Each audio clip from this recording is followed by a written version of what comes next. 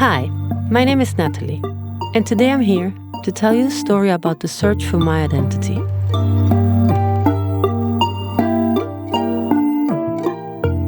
When people who are close or not so close to me find out that I'm adopted and that a documentary has been filmed since I actively began the search for my roots, what always follows is a series of questions. I have been answering these questions for years. Now that we finished filming the documentary, I decided to make this podcast, answering each one of them. Each episode is an answer to a question. Now, who we really are and what our true identity is a question that humans have been asking themselves since the beginning of time. And still, no one really knows what we're made of. Here, I tell you my story, for now. Now, please remember, this is not the truth. This is just my truth. If my story helps you in any way, that's great. So that's it for me, and I wish you a wonderful day.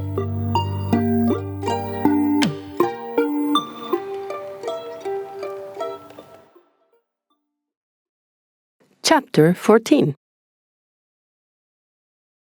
Who are the Bartuquitas? By 2016, the search had taken me to Dr. Bartuca, to the trafficking of babies, to the social consensus that makes everything possible, to the tyrannical reality that decides the fate of babies born to poor mothers in municipal hospitals, to people's impunity, to the fear of our adoptive parents of losing us, and the wound that comes with having been trafficked, sold like a pet. And while we're at it, I'm going to take a minute to explain or clarify the difference between a legal adoption and an illegal adoption, which is actually called identity substitution, because the original identity is completely erased and instead it is replaced with a new one. In the case of a legal adoption, an organization is almost always involved that controls that a baby or child who lacks adults who can take care of him or her is protected and treated with the greatest respect and care possible.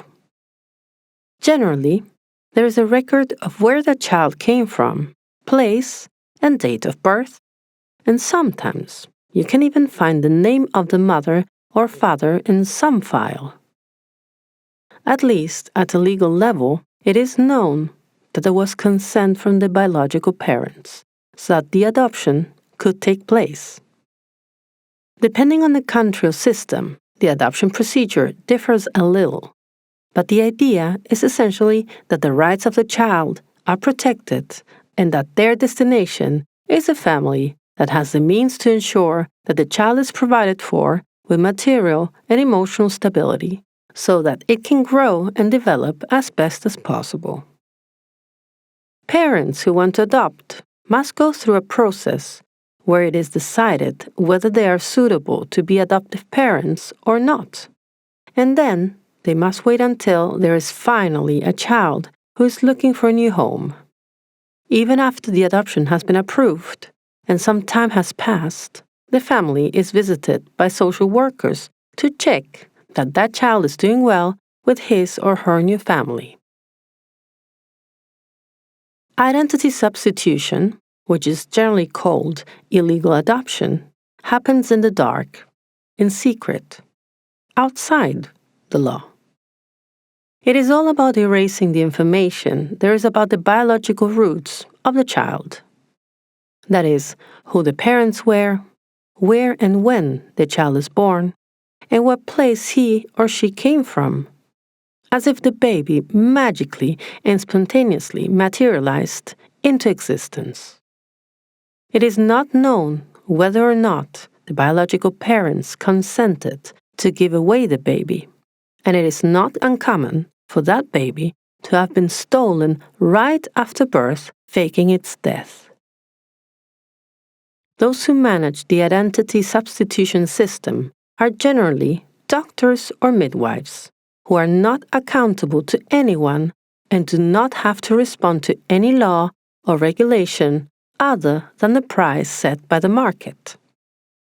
Adoptive parents are selected based on how much they can pay or for other conveniences. At no time, no one checks if they are fit to be parents or if it can be assured that they will have the emotional and material stability so that the child can develop as best as possible. What's more, that child can be sold to anyone to fulfill any type of purpose because no one is going to check, sue, or imprison anyone.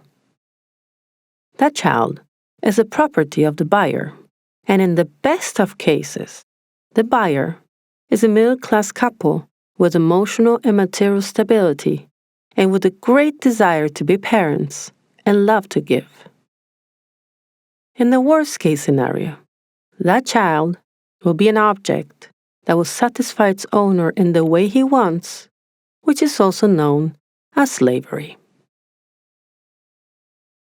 In both cases, the legally adopted person and the person with a substituted identity, also known as illegally adopted, carry a trauma of abandonment at some point. But in the case of having been trafficked, the person carries the trauma of abandonment and something else. Something that is difficult for me to put into words. Something dark and perverse as a consequence of having had a price, of having simply been part of a transaction.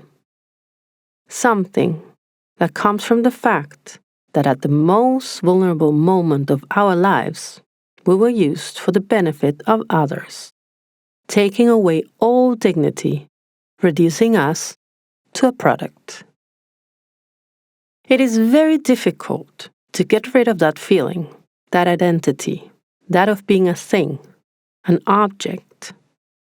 It is a very difficult challenge to build a healthy self-esteem on those foundations, to go out into the world with the necessary strength to confront life's obstacles, dream that the world is a kind place, and that we are worthy of a dignified life, that we are worthy of love.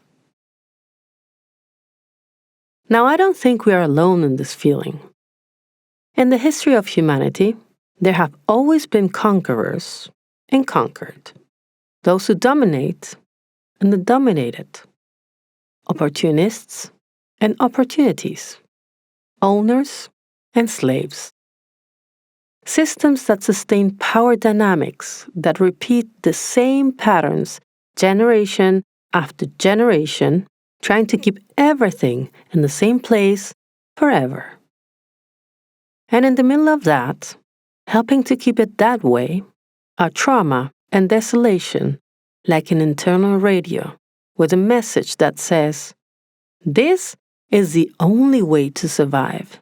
Better to look the other way." Because the world was and will be always a mess. Like the tango lyrics, that the world has always been and will always be a mess, I know. All of that has always existed. But luckily, that's not all that moves this earth. There are other forces that are less noticeable, but just as strong, that follow the laws of cause and effect, like the pendulum. What swings to one side will then return to the other side. What goes up comes down. Everything in the universe is in constant motion. There is no action without reaction. Nor is there any way that the human soul, no matter how much it has been broken, will sooner or later reclaim its dignity, defend itself against injustice, will stop in the face of reality and say, "I've had it. This isn't working anymore. There has to be something I can do about this." Cause and effect, action and reaction. As seen throughout history, and behind each social movement, the pendulum one day begins its journey to the other side, and it's time to change. Of course, that will also generate a counter-reaction since change is uncomfortable and the human brain, from what I understand, lazy. But one day, at some point, the stars align, the forces come together, the pendulum changes direction, the timing is correct, and those people are born whose souls clearly came to this world to make noise, to claim their rights, to put things in the right place. Moved by pain, with a blind force, they will search for their truth tirelessly. And thanks to these people, there will be more consciousness in the world than there was before they inhabited the planet. In the story of my life particularly, they call themselves the Bartuquitas, the people who were sold through Dr. Celestino Bartuca. Those who organized themselves and opened a new path. Those who did not let themselves be convinced by the lies they heard about their biological origin and began to look for some answers. In their pain, in their search, in their need to heal, to find peace, they gave me the opportunity to find mine. Because in the words of Bob Marley, you can fool some people sometimes, but you can't fool all the people all the time. So get up, stand up for your right. Get up, stand up, don't give up the fight. It is inevitable. We're destined to evolve, even if it takes us thousands of years. Simon, John and me had returned from Switzerland from meeting Martin, my unwitting hero, and from having found out, thanks to him, that there were many people who were wondering about the trafficking of babies and the private clinic that Dr. Bartuca had. My soul hurt. It was difficult for me to breathe. They had sold me like a pet. The only thing I wanted was to disappear, turn off my brain, and pretend this wasn't my life. Fall asleep and wake up in 100 years from now, when the world has finally changed. I had nowhere to go with the new information. I had nowhere to find comfort. With Simon and John, we did not know how to continue the search. It seemed that we once again reached a dead end. Then my friend Santi, who was helping us from Argentina, said, "Why don't you contact the girl who uploaded the video to YouTube? Maybe she knows something more." I sent a message, thinking she would never reply, but to my surprise, she replied the next day. It was Lorena Quiroga, the same woman who had been a participant in the hidden camera to Dr. Bartuca. Lorena had been searching for her biological identity for years, so she gave me all the information she had gathered and told me also that she was not alone, that they were a group of people who had found each other and were sharing information. Lorena told me that her search began when she was 15 years old, that before that, her family had kept the fact that she had a substituted identity a secret. But as I often say, the truth always finds some way to express itself. And in her case, it was thanks to a fire accident that she survived that her unconscious saw the opportunity to communicate to her what she had inside. It turns out that sometime after the accident, Lore begins to suffer from panic attacks and depersonalization, derealization disorder, which led her to go to a psychiatrist, who ends up concluding that what was awakened through the accident is a trauma that has to do with her early childhood. Lore, who had always suspected that she was adopted, was finally able to confirm it shortly after speaking with her aunt, who broke the family's pact of silence. With the help of her aunt, she began her search and tried to locate Dr. Bartuca, which of course was not easy. She wanted to know what else the doctor knew about her biological origin. Finally, after many tries, she managed to come to the doctor's apartment. He looked surprised and irritated when he realizes that she had found him. This was not the first time they had seen each other, however. Lorena's adoptive parents were so grateful to have been able to acquire her that from time to time they went with her to visit him to express their gratitude. On that visit, a brave 15-year-old Lorena showed up alone at Celestino Bartuca's home and asked him for information. He asked her what she knew, and once she told him what her aunt had told her, he filled in the story with a couple of details. Years later, Lorena would realize that it was all a lie. Years went by, and like so many others, Lore contacted the grandmothers of the Plaza de Mayo, where they told her that they did not have any search for people before 1975, that is, before the military coup of '76, but that there were networks of people who were searching for their biological identity. This is how in 2003 she came across Raíz Natal, a site for people who are searching for their biological origin, and to the story of Paola Klechman, who talks about her sale through Dr. Bartuca. It was only then that Lorena understood that she had also been sold, trafficked, and that this Dr. Bartuca was not as benevolent as her parents had painted him to be. Lore and Pau came in contact, and in 2006, Fernando, Alfredo, and Adriana also joined. All were sold through the same doctor. And to laugh a little at their situation, an infallible mechanism of human beings when reality surpasses us, and to gather strength from the fact that they were not united by love, but by horror, they began to call themselves the Bartuquitas. They then decided to share stories and exchange information about their search. They came to a conclusion that none of them had the truth of the story about their biological origin.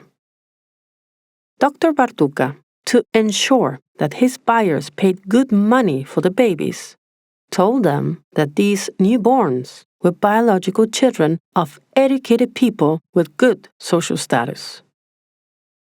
What he told them were different versions of these three stories. The baby was a product of 1. A teacher with a doctor. 2. A doctor with a nurse. 3.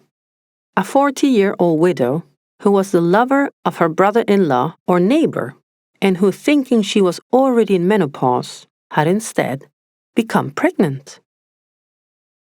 In all three versions, the mother leaves the baby without looking back.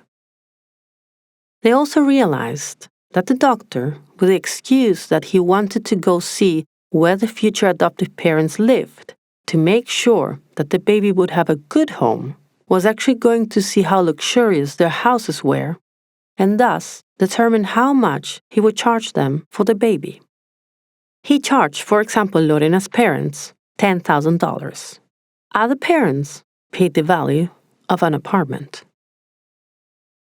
Sometime later, looking for ways they could take some type of legal action against the doctor, they went to speak with a lawyer and legal representative of the grandmothers of Plaza de Mayo, Alcira Rios.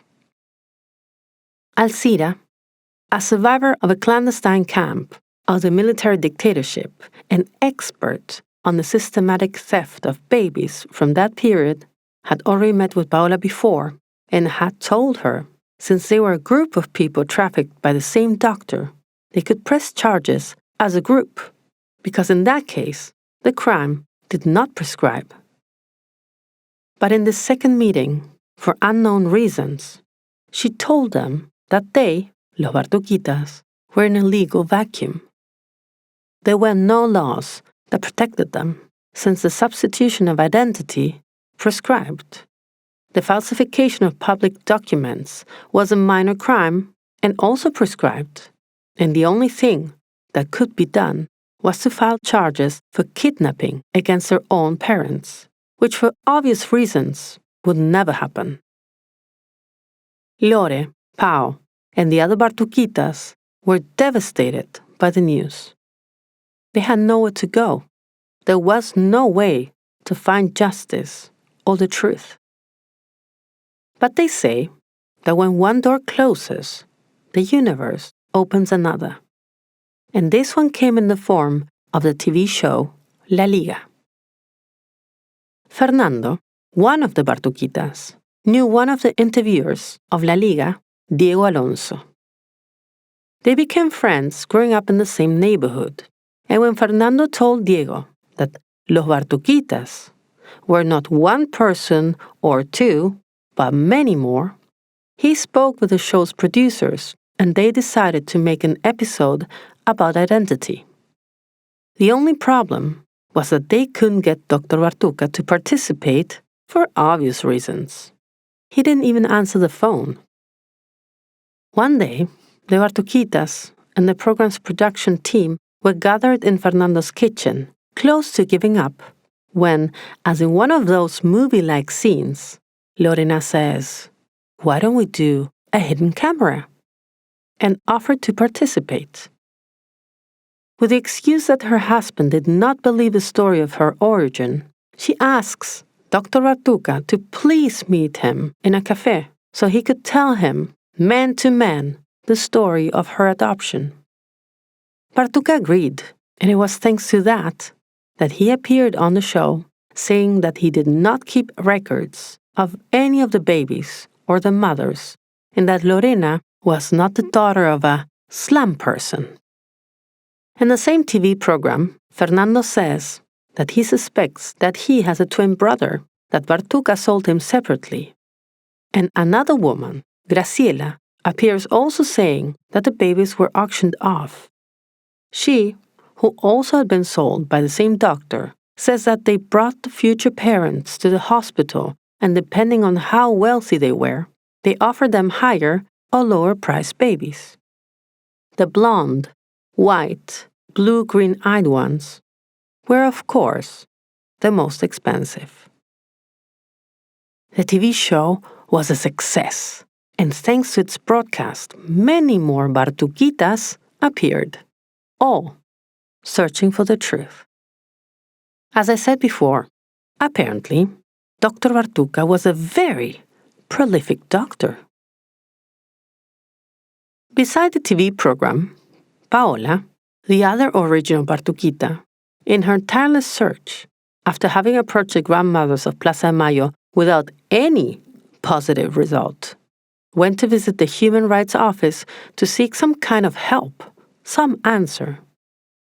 That office was located in the Civil Registry of Buenos Aires, where all the birth records of all people born in the federal capital are located.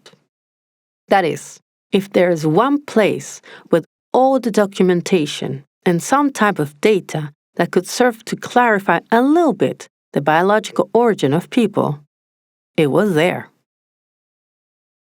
She did that for 9 years, insisting, asking for help, until finally, in 2013, she received an email saying that apparently Bartuca had sold many babies and that they knew him because of the extent of his work trafficking newborns.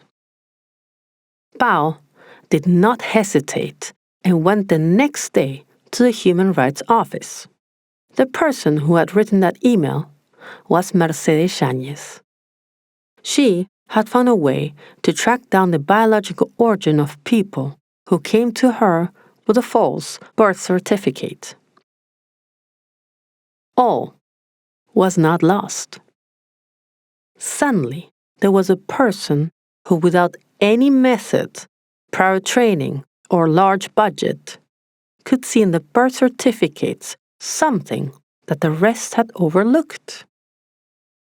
Mercedes, following her knowledge and intuition, could see what was invisible to other people. Lorena said that sometime after the show La Liga, the Bartuquitas lost touch and that they today maintain little contact. The search is hard. You have to go little by little. Otherwise, it consumes you, she told me.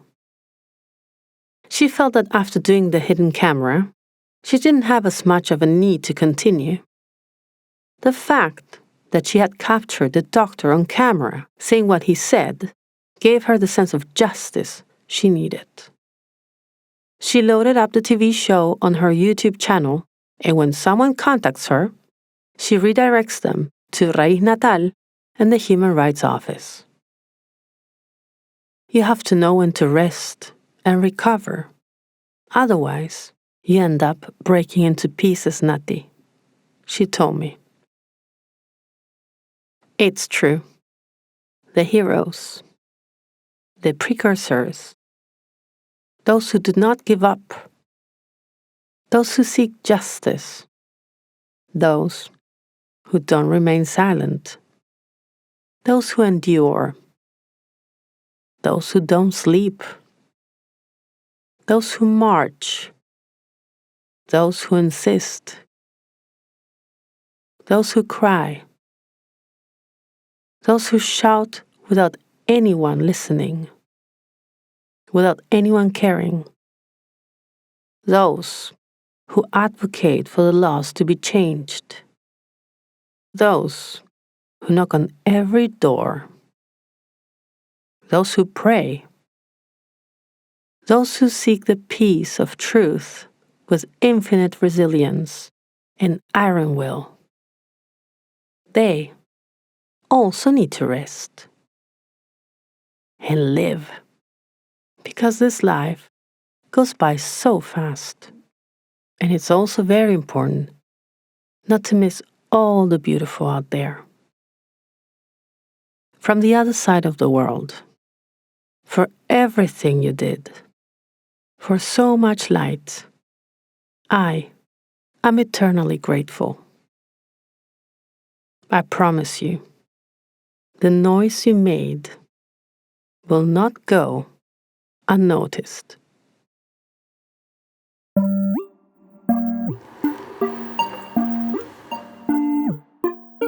Hi, if you want to support Nothing Personal podcast, you can do it through patreon.com/nada.personal podcast, or also by subscribing to the podcast on Spotify, Apple Podcasts, Google Podcasts, or YouTube. On Facebook, you'll find it as nada.personal podcast, and on Instagram, nada.personal_podcast. Or you can find it directly on its website, nada.personalpodcast.com. This podcast and the theme song were produced by me at El Sol y la Luna Music, Stockholm, Sweden. The translation to English is by Jeremy Halpin. Thank you so much for listening, and have a great day.